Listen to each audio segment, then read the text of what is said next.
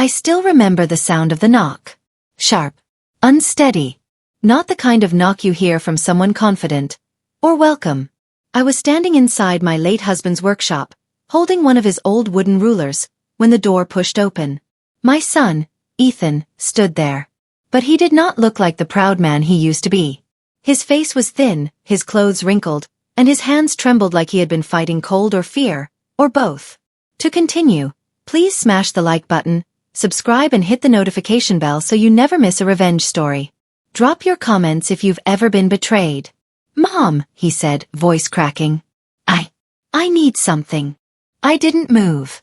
I just watched him. This workshop still smelled like engine oil and sawdust, the things his father loved. Ethan used to hate that smell.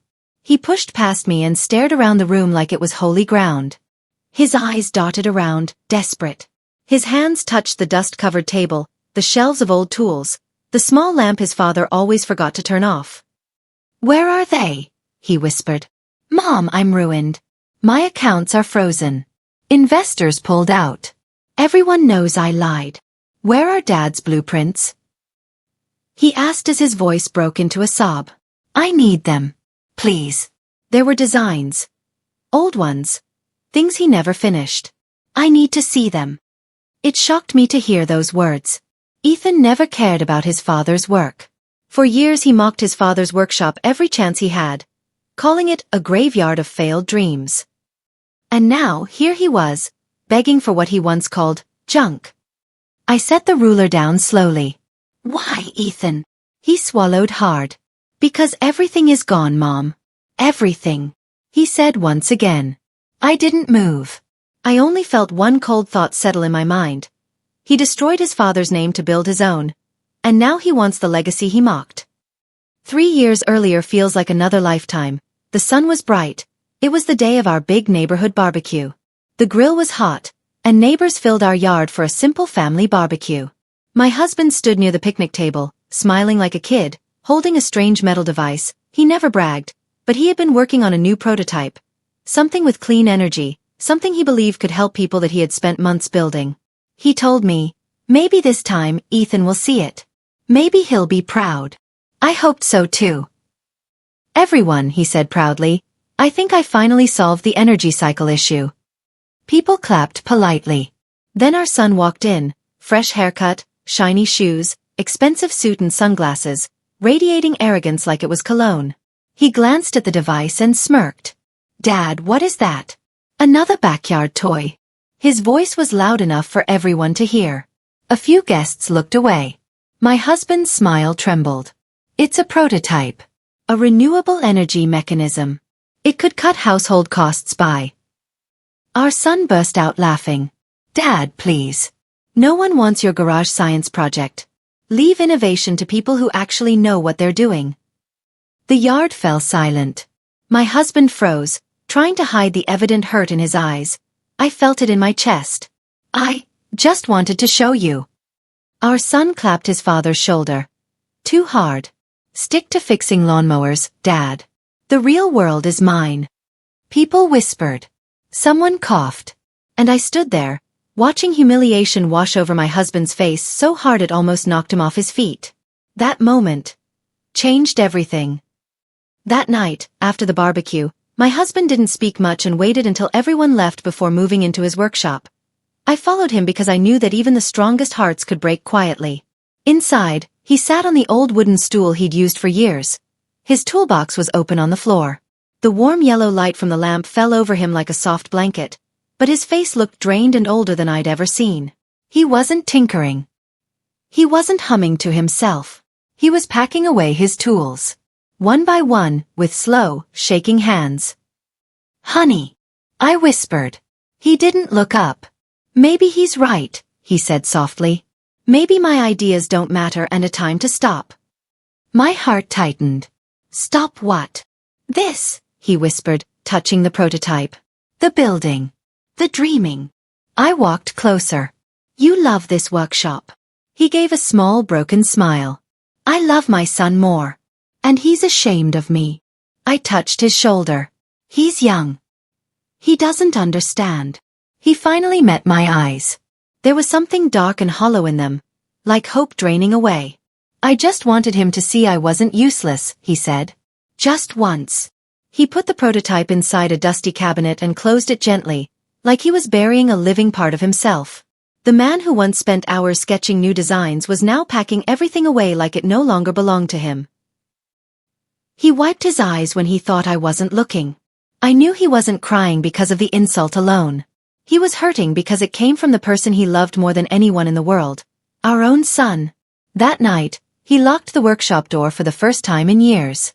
I stood outside, listening to the quiet, feeling like something precious had just been buried. And Ethan never called to apologize. Not once.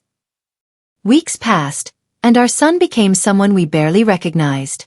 Every visit came with a new brag. New car, new watch, new investor dinners, new big plans. He spoke fast, sharp, and loud, as if trying to convince the world he was already a millionaire. "Mom," he said once, tossing his keys on our kitchen table, "I'm going to change the industry. Investors are fighting to work with me." My husband sat quietly, drinking coffee, hands wrapped around the warm mug.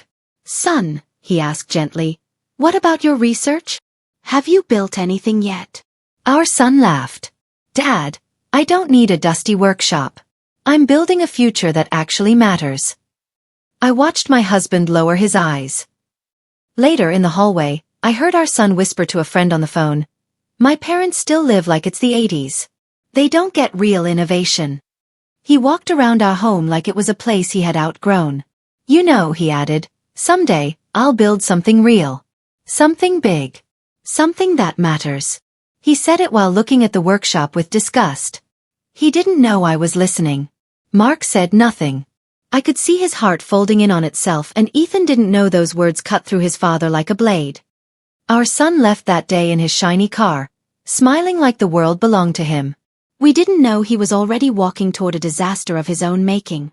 And he didn't know he was dragging his father's heart with him. I held Mark's hand as his eyes stayed fixed on the empty road long after Ethan was gone. What Ethan didn't know was this: while he bragged about building the future, he was already stealing from the past. At first, I noticed small things moved around. Loose papers slightly shifted, tools left in odd places, drawers not closed all the way, the lamp warm in the morning even though my husband hadn't touched it in weeks. Mark thought he was simply forgetting, but I noticed patterns. Then I noticed missing sketches. A notebook gone. One night, after Mark had gone to bed early, I heard the back door click. I peeked through the hallway and saw a silhouette slipping toward the workshop. It took me a moment, but the way he moved, the shape of his shoulders, it was Ethan. He used the spare key under the flower pot, something Mark forgot he had told him years ago. I followed quietly and watched through the small workshop window. Ethan didn't look around with disgust this time. He looked with hunger. Determination. He went straight to Mark's shelves and started taking photographs of notebooks and design sketches. Then he unlocked the filing cabinet, one only Mark used, and pulled out older blueprints. He opened it, took photos, copied notes, and slipped pages into his jacket. His movements were fast. Practiced. Please smash the like button, subscribe and hit the notification bell so you don't miss our story. Drop your comments if you've ever been betrayed. My heart broke and boiled at the same time. When he left, I stepped back into the shadows so he wouldn't see me. I said nothing to Mark. Not yet. But I knew then. Ethan wasn't just mocking his father. He was stealing from him. I will never forget the morning I found the envelope on the kitchen table. At first, I thought it was one of Mark's regular bills or supply orders. But when I picked it up, I saw something strange. Our last name printed in a place where it didn't belong. And when I opened it, my breath caught in my chest. It was an official design submission receipt. And the signature at the bottom wasn't Mark's. It looked like his writing, but I had watched my husband sign papers for over 30 years. That signature was close, but not his. It was a copy. A forgery. And beside the signature was the name of a company I knew Ethan had recently mentioned. A place he claimed was interested in his ideas.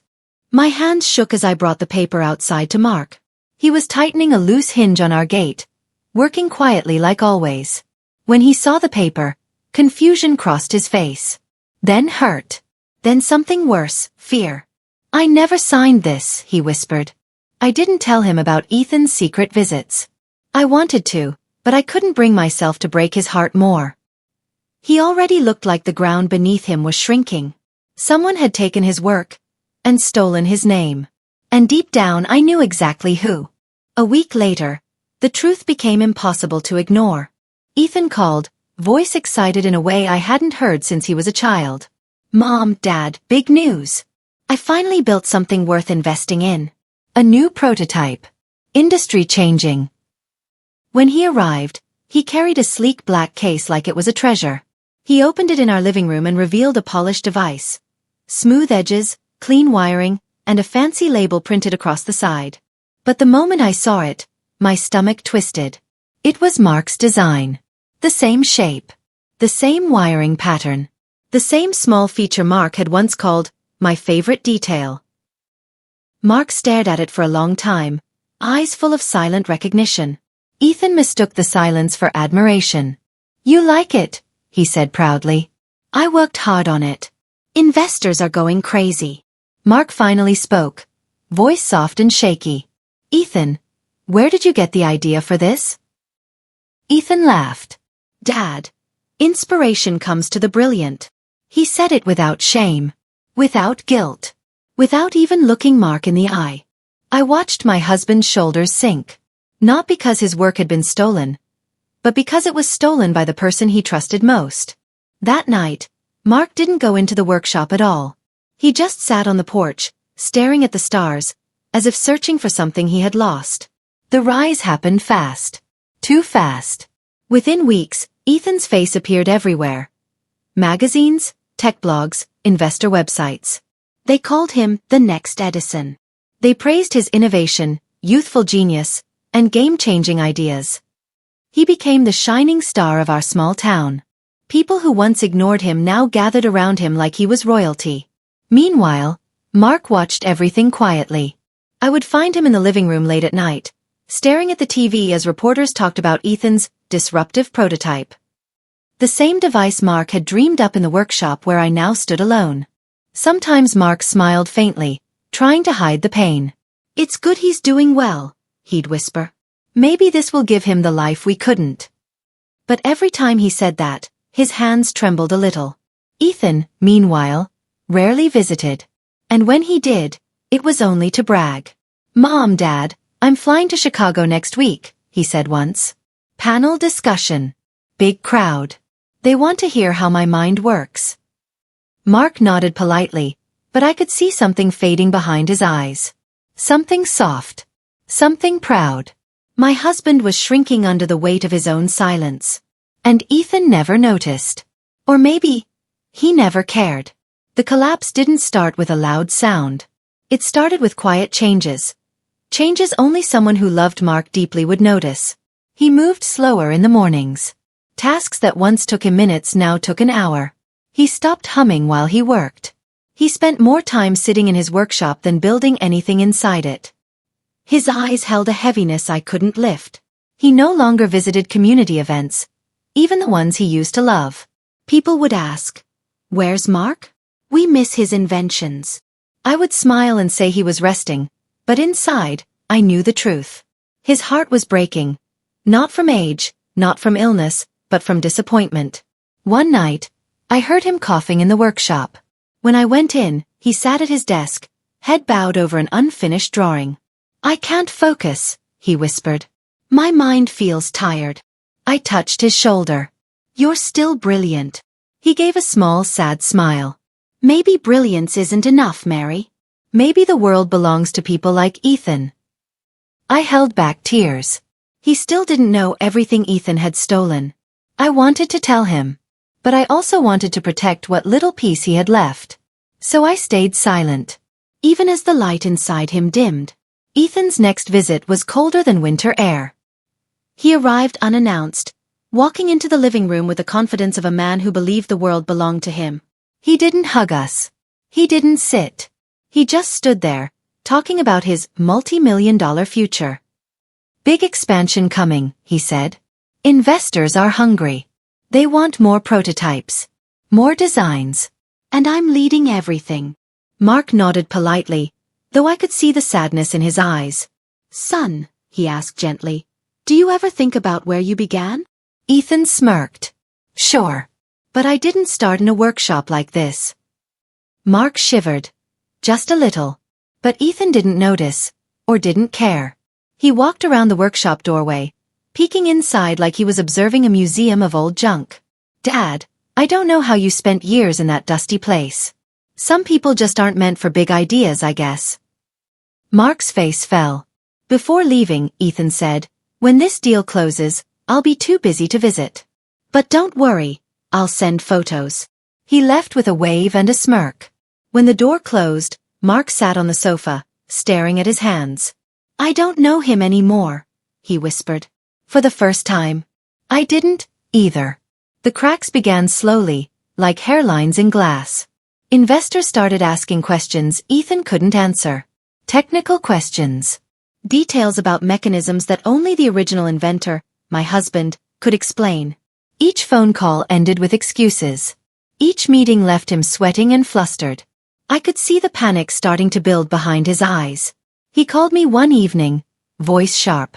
"Mom, the panel didn't understand my design. They want proof I created it. What do I do?" I stayed calm, keeping my own anger buried. "Proof?" I asked. "Son, sometimes proof doesn't come from words. It comes from work." Please smash the like button, subscribe and hit the notification bell so you don't miss our story. Drop your comments if you've ever been betrayed. He laughed bitterly, shaking his head. "Work? I did everything. I built it. You'll see, they'll understand soon." I didn't say a word. I knew he hadn't built anything. The designs in his briefcase were stolen from Mark's workshop. And every day, the pressure was crushing him. Sleepless nights, phone calls, meetings he barely survived. I watched from the kitchen window as he drove off to another panel, his suit crisp but his hands shaking. I hated seeing him like this. But more than that, I hated what he'd done to the man who trusted him most. I prayed the truth would come out, but not too fast. He needed to see the consequences. Then came the warning. An engineer from a rival firm called. They had reviewed Ethan's invention and found inconsistencies. "It looks unfinished," the engineer said bluntly. "I'm not saying it's fake, but some parts don't function as described. You may want to check before presenting to investors again." I overheard him pacing while on the phone. His confidence cracked with every word. Sweat beaded on his forehead. He muttered under his breath, "This can't be happening. I followed the plans. I built it." Plans he didn't follow. The designs belonged to Mark. The plans he stole. That night, I watched him leave again, muttering excuses into his phone. He didn't see Mark standing silently in the workshop doorway, watching him go with a heavy heart. He didn't see the disappointment etched into every line of his father's face. I wanted to warn Mark. But I also wanted Ethan to realize, slowly, that arrogance and theft rarely go unnoticed. It was only a matter of time before his house of cards began to shake. And when it did, I had to be ready. Then the unthinkable happened. Mark collapsed. Heart attack. In the quiet hours of the night, the hum of the old heater in the workshop drowned his last breaths. I held his hand as he went.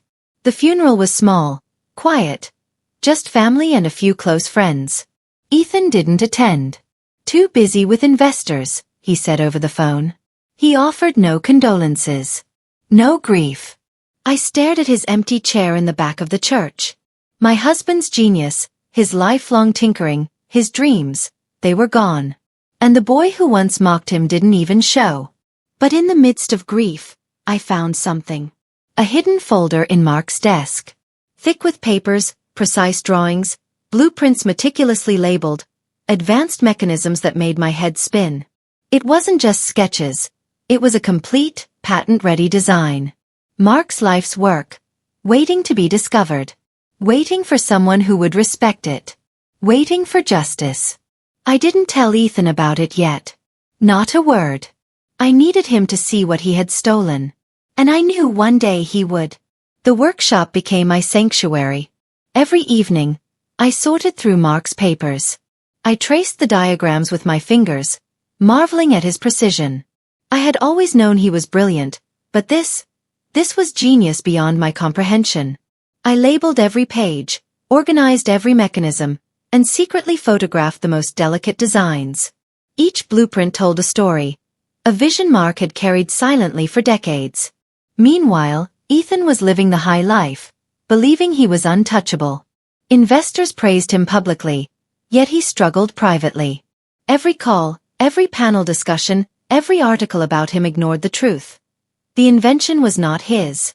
One afternoon, an email arrived for the investors, anonymous but damning. I didn't send it, but it didn't matter. The truth doesn't wait for permission. The email revealed the identity of the true inventor. The designs, the files, the evidence. Suddenly, the walls Ethan had built around his success started to crumble. Investors questioned him. Lawyers called. He could no longer hide behind polished speeches and borrowed ingenuity. I watched from the doorway as his empire, built on lies and stolen trust, shook. The boy who once mocked his father was about to meet the man he truly was. And I couldn't look away. The reaction was immediate. Investors froze accounts. Lawsuits appeared overnight. Partnerships dissolved like sugar in hot coffee. Ethan called me in panic, voice shaking for the first time in his life. "Mom, I don't understand. Everything is falling apart." I stayed calm. Calm as Mark had always been. Calm as the storm of his ruin gathered strength.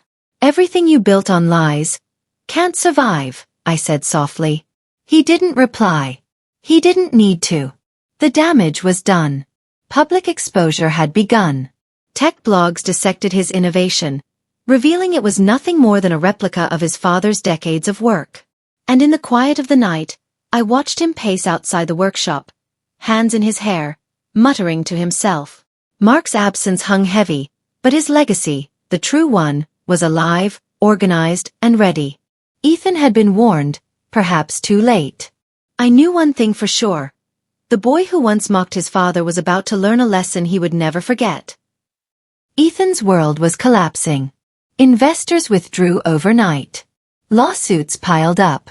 Partnerships dissolved as if they had never existed. The empire he had built on arrogance and theft was now nothing. He called me, desperation in his voice. "Mom, please, can you help me figure out what went wrong?" I stayed silent, letting him feel the weight of his choices. He had mocked his father, stolen from him, and now he was paying the price. Even worse, his own business partner turned on him. Private emails, contracts, designs, all leaked. Ethan begged and pleaded with him, but there was no loyalty left. Everyone wanted distance from the scandal, leaving him alone with the ruins of his reputation. From the kitchen window, I watched him pacing outside the workshop he once scorned. The expensive suit no longer hid his fear. The luxury car he parked outside? Repossessed. His friends, who once laughed at our modest home, had vanished. I felt no satisfaction, just a cold clarity. Arrogance built on theft always collapses. And now, it would happen right before his eyes. I made a quiet note to myself. When he comes to beg, he will see the full weight of what he has done. Not just to me, but to the father he betrayed. Then came the betrayal within betrayal. Ethan's closest business partner, the one he trusted most, leaked incriminating documents to investors and media. Contracts he had forged, emails he had falsified, all exposed. The partner saved himself while Ethan sank. Ethan stormed into my kitchen, face red. "Mom, I can't believe this. How could he do this?" His hands shook. "He promised me loyalty." I just watched, silent. Promises mean nothing when truth exists. He ran back to the office, hoping to fix it. Every call ended in panic. Investors were pulling out. Lawyers were calling. Banks froze accounts. Luxury cars were repossessed. Credit lines vanished. Friends no longer returned texts. For the first time he was alone. Vulnerable. Afraid. I remembered the first time he mocked his father in front of neighbors. He laughed then. Now he trembled. Justice has a way of catching up. Not in fury, but in quiet inevitability. And I knew the final reckoning was only just beginning. Please smash the like button, subscribe and hit the notification bell so you don't miss our story. Drop your comments if you've ever been betrayed. The story went public. Tech blogs exposed Ethan as a fraud. Every headline screamed, "Son claims invention. Father's work stolen." Overnight, he became a national scandal. His face was plastered on screens. Articles dissected his every misstep. I watched him on television, jaw tight, eyes darting. The arrogance had gone. The pride had vanished. In its place, panic, shame, and desperation. He called me voice-breaking. "Mom, this can't be real. People will ruin me." I didn't reply immediately. Why would I? He needed to understand, fully, the consequences of his arrogance. Night after night, I watched him struggle. Walking the streets he once flaunted in luxury, abandoned by friends, scorned by investors, humiliated by journalists. I walked through Mark's workshop, running my fingers along the blueprints. Every line, every measurement, every idea was a testament to a life built with integrity. Integrity Ethan ignored, belittled, and stole. Now, he would live in the shadow of that legacy. And when he returned, he would have no choice but to face the truth. Ethan became homeless in his own life. Evicted from his luxury apartment. Cars repossessed. Friends vanished. Even his closest acquaintances refused to answer calls. Every resource he had depended on, gone. I heard him calling my name one night, panicked, voice raw. "Mom, I have nowhere else to go. Please." I stayed quiet. He had chosen his path, and it had led here. The next morning, I saw him outside, leaning on a borrowed pickup truck.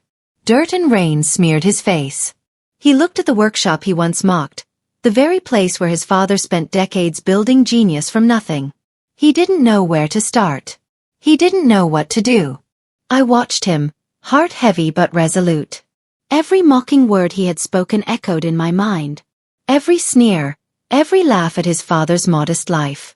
He was about to confront the only person who could save him, though I would decide on my terms. And the reckoning was almost here. The drive back home was quiet. Rain pelted the windshield. He gripped the steering wheel like it was a lifeline. I knew the roads he traveled in his luxury car, now long gone. The borrowed truck rattled over potholes he never noticed before.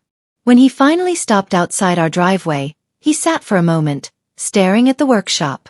The building was modest, a little worn, but solid. It held memories, inventions, and Mark's legacy, the very thing he once dismissed.